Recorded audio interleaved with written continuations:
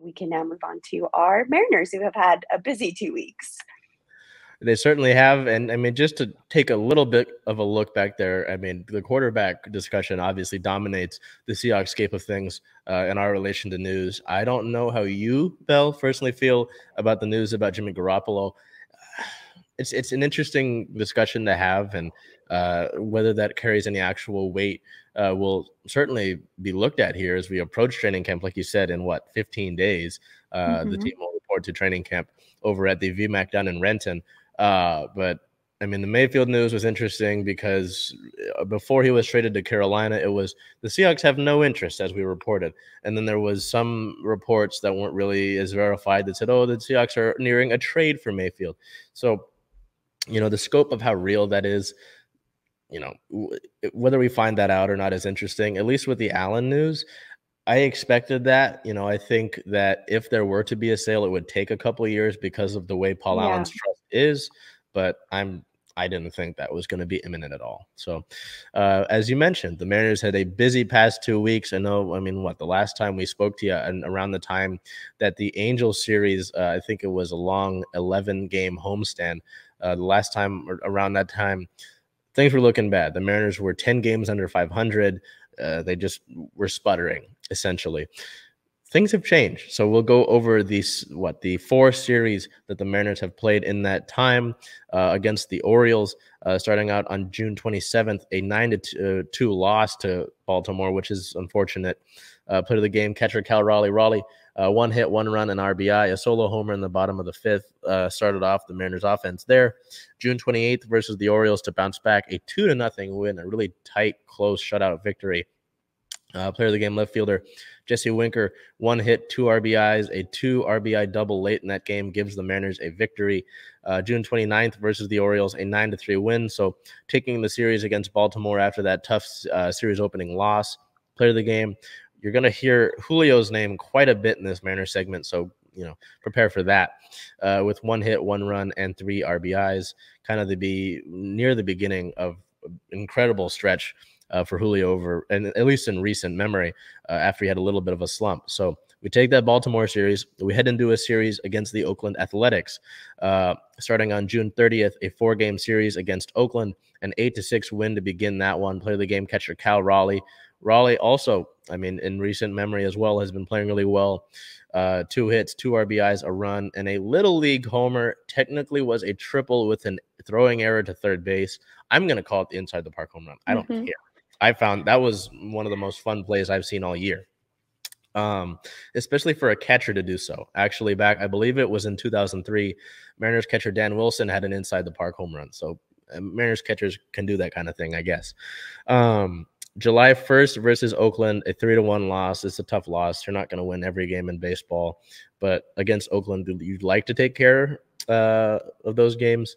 Player of the game, left fielder Jesse Winker with the only RBI of the game for Seattle. And then bouncing back on July 2nd versus the Athletics, a 2-1 win. This one, a walk-off. Player of the game, third baseman Abraham Toro. Toro had 2 hits and an RBI. He would walk that game off in extra innings. And then July 3rd versus the Athletics. Those are 2 day games, by the way. A Saturday day game is pretty rare. It's kind of bizarre. July 3rd, the Sunday versus the Athletics, a 2-1 win to take the series over Oakland. Played the game once again, center fielder Julio Rodriguez, 2 hits, 2 RBIs, 1 run. He had a leadoff homer in the bottom of the 1st for the Mariners to really get things going. So, we look at that homestand, and it's Baltimore and Oakland. Baltimore and the past decade has been really struggling, but they had their first winning month with that series opening win over Seattle, their first winning month since 2017. That's a decent amount of time to not have a winning month as a whole over these long seasons of baseball. But, you take care of Baltimore, and Baltimore has been surging as well, as the Mariners have gone on their now 8-game winning streak that we'll get to here in a second. So have the Orioles. So both of these teams are kind of firing at the same time. So I'd say taking the series against them isn't a bad thing. But regardless, nice homestand against Baltimore and Oakland. And then we shift down to a little bit of an odd 2-game series against the Padres down in San Diego. And San Diego, as I'm sure any baseball fan knows, has had a really talented roster over the years. And the Mariners really decimated them in the July 4th and 5th games against San Diego down at Petco Park. The July 4th game, an 8-2 victory. Player of the game, catcher Cal Raleigh. Raleigh only one hit, but he had 4 RBIs in the game. On July 5th, to take the 2-game series against the Padres, a 6-2 win, as left fielder Sam Haggerty had 3 hits, 2 RBIs, 2 runs, and at that time had a .303 batting average. For a guy, I have to admit, I've been critical of Sam Haggerty at times. I thought he was just kind of a utility guy. Since he's been back up with the big league club, he's been really helpful, while guys like Jesse Winker, J.P. Crawford have taken those suspensions from the Mariners versus Angels brawl that we'll get to here when we get to team news. So take those 2 games against San Diego. That's nice, leading into a pretty critical 4-game stretch against the Toronto Blue Jays. Toronto, a team that heading into this series and obviously after this series now has been sputtering, but they were in the 3rd wildcard spot. They're in a tight division, and Toronto typically fields a good team, especially with Vladdy Guerrero Jr. So just setting the stage for you there as we head into this 4-game series against Toronto. And if you're a Seattle Mariners fan whatsoever, you know how big of a deal these Toronto series in Seattle are because of how many fans come here to these games. I joke that half of Canada shows up, and it's not necessarily that much of an exaggeration considering at least being in the press box for 3 of those games. I would say it was about, I don't want to say 70. I'd say 65 to 65% Blue Jays fans, and they show up. I mean, that's the best chance that some of them will get to see their Toronto team at all, because some of them won't make that trip to Toronto, and they're much closer to Seattle. So I know I'm okay with it as long as they're not as respectable as fans. But if we win those games, it's better, and we'll get to that glorious series here. So starting that out, on July 7th versus the Blue Jays, a nice 8-3 win. So really jumping on the Blue Jays in the first game of the series. Player of the game, 3rd baseman Eugenio Suarez, 2 hits, 2 runs, 3 RBIs, and 5 total bases on the night. Gino bringing the good vibes in that game, as well as the second game of the series on July 8th versus the Blue Jays, a 5-2 win. That game went into 11 innings. It was on Apple TV. I apologize for those who were frustrated that they couldn't watch this game because it was on Apple TV. You missed a good one. I apologize for that. Player of the game, once again, 3rd baseman Eugenio Suarez, 2 hits, 2 runs, and 3 RBIs, a walk-off homer in the bottom of the 11th to send Mariners fans home happy, not necessarily those Blue Jays fans, but to, at minimum, give them the series sweep. The series split. So just to set the stage here a little bit as well, after this game, I went to the post-game press conference for the first time for the Mariners. And so usually, obviously, you'll get the coach to talk. So Scott Servais was talking a little bit. But then you hear a knock on the door, and someone goes, "Hurry up, Scott, I want to go home." I'm like, who is that? And it would make sense that Gino had to talk next because he had the walk-off homer. So in the middle of a question, Eugenio opens the door himself and says, "Scott, I want to go home. Get out. I'm doing my presser." And that was one of the funniest things I'd seen. He also said that homer that he hit, he talked to his wife before the game, before he left for the ball game. And he said that if I hit a homer tonight, it's for you. So that was a pretty cool game all in all. And I'll tell you what, if any of you get to be pressed for one of these Mariner games after a win, it is like a club down there. Turn the lights off. It's strobe lights. It's hilarious. Anyway, we get back to that Toronto series on July 9th. To take the series, the Mariners win in tight fashion, 2-1. Player of the game, first baseman, recently acquired first baseman Carlos Santana, records 1 hit, 1 run, 2 RBIs. The go-ahead homer late in that game, a 2-run shot scoring J.P. Crawford that hits off of the scoreboard right below Hit It Here Cafe, and gives the Mariners a huge series win. I would have been okay with a series split against this Blue Jays team, but they take the series. That leads us into a big Sunday game where you're like, hey, at this point, screw it. Go for the sweep. Now, this game was a little bit tough. July 10th versus the Blue Jays. Yes, a 6-5 win. It was pretty back and forth. The Blue Jays got after Logan Gilbert decently early. But again, Carlos Santana plays the hero. 2 hits, 3 RBIs, 3 runs, 2 homers on the day. So 2 days, 3 homers. Kind of a nice stretch there for Carlos. The go-ahead homer as well in the bottom of the 8th. And funny enough, just like the day before, the homers, it was a 2-run shot to go ahead, and he scored J.P. Crawford. So it was, I can't speak enough to the incredible series that was. It was huge, not only because, you get a 4-game sweep.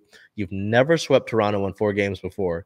And with that little win there, we'll get to it later, but you overtake their playoff spot, which is the 3rd wildcard spot. Granted, it is July, and you've got a lot of time to kill before we actually get to when that necessarily matters, and you've got a decent stretch of rough patch after the All-Star break. But this is really good. This could set you up really well momentum-wise. And at the end of the day, Bel and I have talked about this before. You have to win series. And with that Toronto series, you've won 6 series in a row. Just keep taking care of business. So with that being said, we'll head into Player of the Week as we've got a decent amount of stuff to cover here. Now, Bel picked a certain somebody that makes a lot of sense in the idea of not copying and going the same. I went with Carlos. Mr. Santana had a pretty solid past 2 games and is also really helpful to who Bel picked. And I'll get to why after she discusses her pick. But Santana, those 2 go-ahead homers are huge. And, if he doesn't hit those, who knows if the Mariners get the series win, let alone win either of those games. So I thought that he had a really big, obviously, on-the-field impact there. Has made some solid plays in the infield as well since we acquired him. But his importance to Julio Rodriguez, who Bel picked, is something I'll mention after she discusses her pick for Player of the Week. So, Bel, why did you go with Julio this week? I don't blame you. Can we not acknowledge his swimming skills? Well, just like I've said previously, Julio is so exciting to watch. He had that leadoff homer. He just continues to improve. He's continued to do great. Just got chosen for the All-Star game. I just have no complaints about his performance so far, and it's hard not to go with Julio week after week. So that was my pick. Yeah, the swimming thing that Bel is talking about, on the Friday game, Julio had essentially a stand-up triple, but as he was rounding second and heading into the home stretch for third, he tripped and fell a decent bit before third base, and he tried to swim his way through the infield dirt to third base. And after that, the day later, the Mariners had a little fun with it, did a little outline of him sprawled out and put some caution tape around it. So that was fun. He had some Julio took some photos with floaties on right next to it. So they had fun with it. But I think it was said on Twitter, there isn't a young player in the Seattle area that I agree with necessarily. Ezzy Magdegor has been playing great, but whose star has shined as bright as Julio has to this point in time right now. Julio's leading the charge in the city in terms of the younger players. And I always go back to what you said. Julio is must watch every at bat. And you're not wrong in that regard, whether it is a home run or getting on base, outrunning an infield hit, or even when he's out in the outfield, the plays that he's able to make. Yep. At the end of the day, I don't know how that contract discussion works, but if I were in the GM chair, I'm giving him the entire bank. Not the, I know I've used the term the Brinks truck before.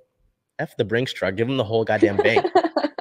You have to keep that kind of talent in Seattle. I know there's the jokes about, he'll be traded to New York for this. I hate that regard. That's kind of why we started this show, is I hate casual ideas like that. But his star continues to shine bright, and yeah, it's a total no-brainer, I think, for Player of the Week. I just wanted to be different in that regard from you. But yeah, I think that was a great pick, and I always go back to what you say about that. So we will head into a little bit of injury news here because, this club has been dealing with guys in and out of the lineup for different things. On the 27th, catcher Luis Torrens was placed on the 10-day IL. On the 28th, Taylor Trammell left the game in the top of the 5th inning with a right hamstring strain. He has still not rejoined the club in terms of playing activity. On the 29th, Trammell was placed on the 10-day IL, and catcher Tom Murphy was transferred to the 60-day IL as he had successful surgery on his shoulder.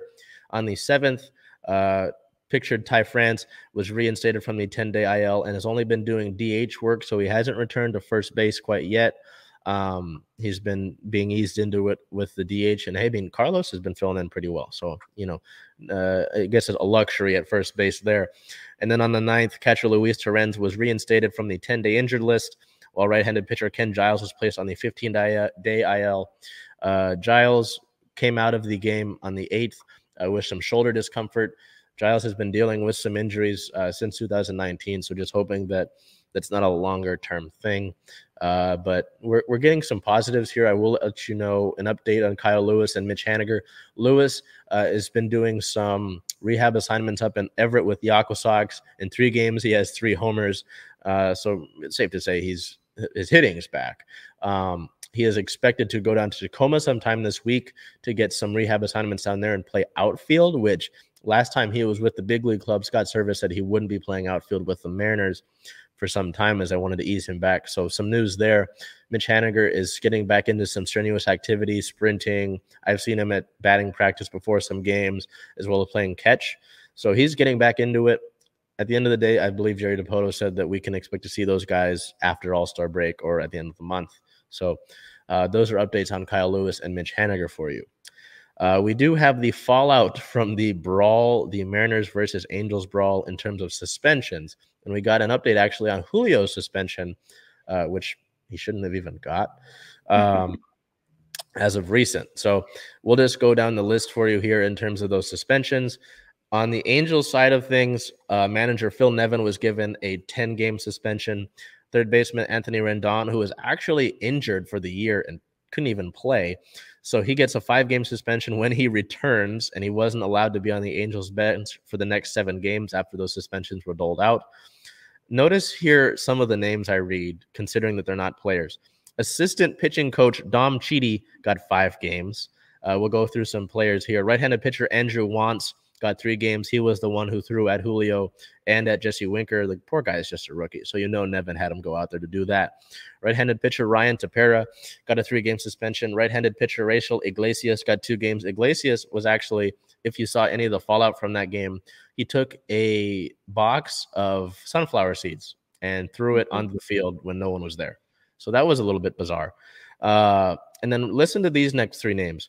Bench coach Ray Montgomery got 2 games. Interpreter, yes, language interpreter Manny Del Campo got 2 games. And catching coach Bill Hasselman got 1 game. So interesting to note the kind of organization that the Angels are.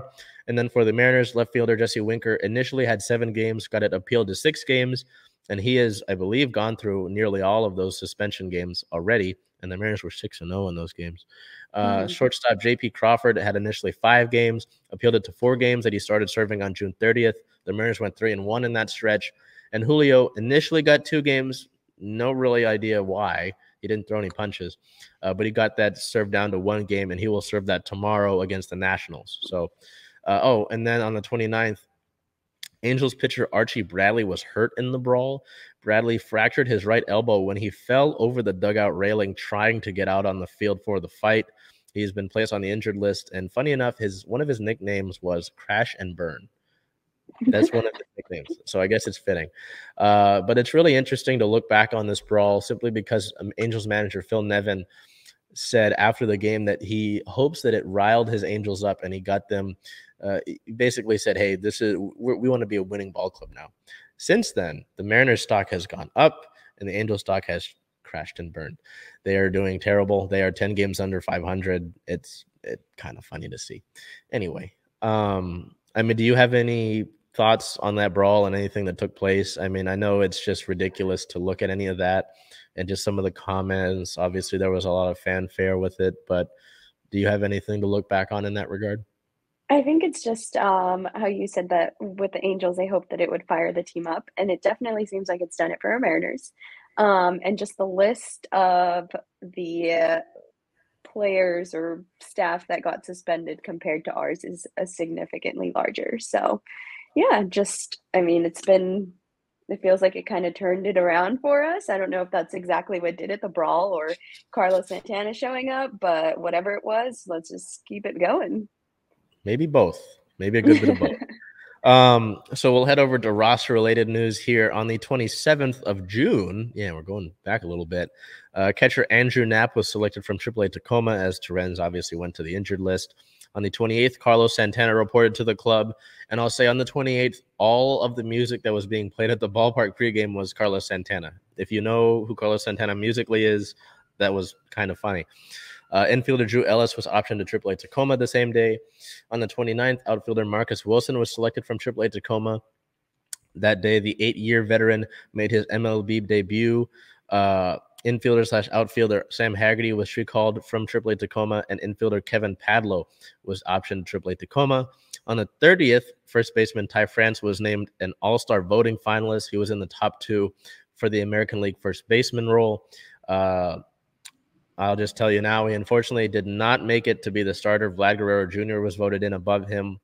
I always kind of hate the All-Star game voting things because it tends to be more of a popularity contest. Like Fernando Tatis Jr. has not played for the large majority of the season, and he was in the top 5 for voting for shortstops in the National League, which is, how does that happen?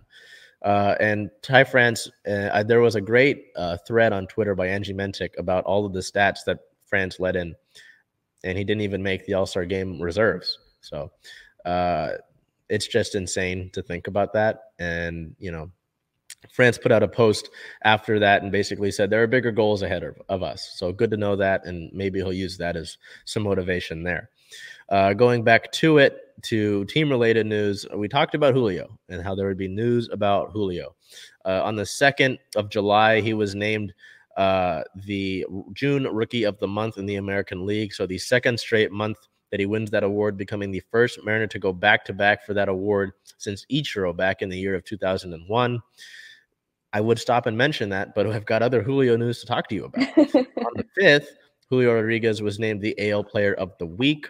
And on the, so AL Player of the Week for Julio there.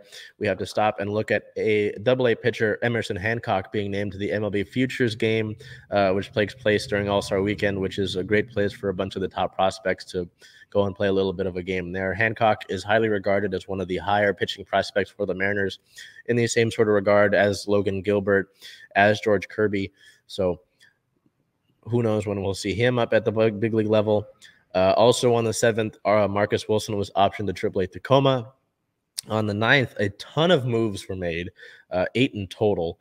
We talked about some of the injury-related ones already, I believe. Right-handed pitcher Matt Brash was recalled from AAA Tacoma. Same with right-handed pitcher Matt Festa. Right-handed pitcher Jacob Barnes was selected from AAA Tacoma. Right-handed pitcher George Kirby, we just mentioned, was optioned to AAA Tacoma, and I'll get to you in a second about that why.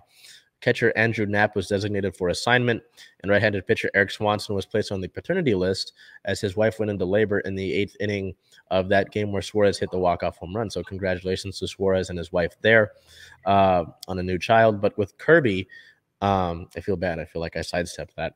But with Kirby, he's being managed for his load.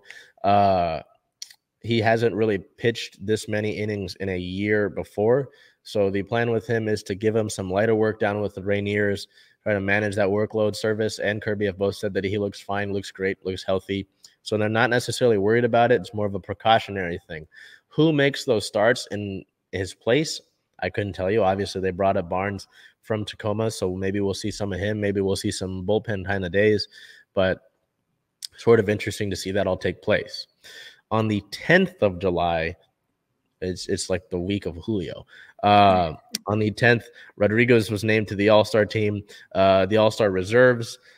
He joins Alex Rodriguez and Ken Griffey Jr. as the only players in Mariners history to be selected to the All-Star game in their age 21 season or younger. So, I mean, Bel, is there anything that you can say more about Julio or what he's been doing, or it's just like a superlative game? You just kind of throw all these things out there, and it's how do you even add anything more to what he's been doing? I don't think I can. I mean, just with all of the accomplishments that you said, Julio week, it's been so crazy just to see back-to-back just accolades for him, and it's exciting as a Mariners fan and as the team of Seattle. So yeah, just looking forward to see what else he can accomplish. I'll also share this with Matt, one of our photographers that we work with. There's a funny story that I like to go back to where I don't know how close they were sitting to each other, but I believe a young fan asked Julio for his bat during a game, and Julio looks over to Matt and goes, "I don't want to give up my best friend." Yeah. You just think about the guy. Julio and I are the same age. Does that make me feel bad a little bit? Yeah, because why am I not playing baseball at this point in time? Why am I not 6'5"? I don't know. But it's just incredible to think about that, to think that he's playing in his rookie season. He's still getting better. And to go back to the Carlos Santana thing that I was alluding to, Santana and Julio train together in the offseason, and they're good friends. So if you look at any of the celebrations after Santana hits a home run, Julio, they're always they're tight-knit friends. And even JP Crawford has said that Santana has brought this ball club closer together. So it's incredible to hear that. You're going to, once you get Ty France back at first base, to have a guy like Santana be able to have his presence around the ball club is great to a team that's trying to make the playoffs. So I like Santana, obviously, for the home runs that he hits, but to hear that he's got that impact on the ball club is even greater. So we'll wrap up the Mariners segment with some league news here. On the 29th, the MLB stated that they want robot umpires by 2024. Commissioner Rob Manfred says that automated balls and strikes are likely to debut in 2 years here. He also wants baseball to expand to 32 teams. So who those 2 teams will be, what cities you want, go ahead and speculate about that. Let me know down in the comments. I always like to hear where people think those expansion teams will be, because I really don't know. I know people have thrown out Portland as a destination, Las Vegas, because Vegas has been getting pro teams as of late. So I don't know. Let me know. On the 6th, MLB Commissioner Ron Manfred can double down on his expansion take. On the 8th, Albert Pujols and Miguel Cabrera have been named to the 2022 All-Star Game as legacy picks. Pujols playing in his last year, Cabrera damn near close. So MLB Commissioner Rob Manfred used his legacy selections on those 2 there. In terms of the team record, the Mariners now sit at 45-42. They are second in the American League West by 4 games. They are in the 3rd wild card spot. We'll take a look at this beautiful. Look at that. Look at that. 3rd wild card spot, and you're damn near close to that top wild card spot where Boston is. So the Mariners will travel on the road now for a road trip before they get to the All-Star break. July 12th at the Nationals for a 4:05 start. July 13th at the Nationals with a 9:05 a.m. start. So if you're going to watch that game, you're going to have to get up a decent bit. At least that's early for me. I don't know about you. And then they head down to Arlington to play the Rangers for a 4-game set starting on the 14th through the 17th. The 14th and 15th are 5:05 p.m. starts. The 16th is a 1:05 p.m. start, and July 17th is a 11:35 a.m. start. So before we head over to Storm News, Bell, I mean, look at that. Look at that. Beautiful.